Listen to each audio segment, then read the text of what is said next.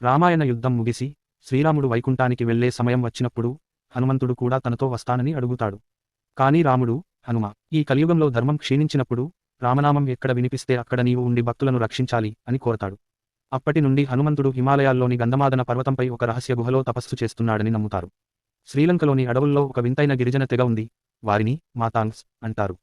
ప్రతి 41 ఏళ్లకు ఒకసారి హనుమంతుడు ఆకాశ మార్గంలో వచ్చి వారికి దర్శనమిస్తారని, వారికి బ్రహ్మజ్ఞానాన్ని బోధిస్తారని ఒక రహస్యం ప్రచారంలో ఉంది.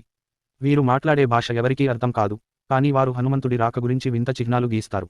కొన్ని ఏళ్ల క్రితం హిమాలయాల్లో ట్రెక్కింగ్ చేస్తున్నప్పుడు కొందరు సాహసికులకు మంచులో అసాధారణమైన పెద్ద పాదముద్రలు కనిపించాయి.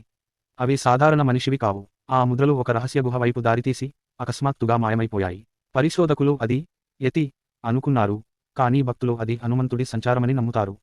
హనుమంతుడు స్వయంగా తన గోళ్లతో ఒక పర్వతం మీద రామాయణాన్ని రాశాడని, దాని పేరు హనుమన్మద్ రామాయణం అని చెబుతారు. వాల్మీకి మహర్షి తన రామాయణం కంటే హనుమంతుడి రచన అద్భుతంగా ఉందని భావించి బాధపడగా హనుమంతుడు ఆ పర్వతాన్ని సముద్రంలో కలిపేస్తాడు. ఆ రహస్య గ్రంథం ఇప్పటికీ సముద్ర గర్భంలో భద్రంగా ఉందని ఒక మిస్టరీ. ఈ కథలో మిస్టరీ ఏమిటంటే హనుమంతుడు చనిపోలేదు. ఆయన ఇప్పటికీ మన మధ్యే ఉన్నాడు.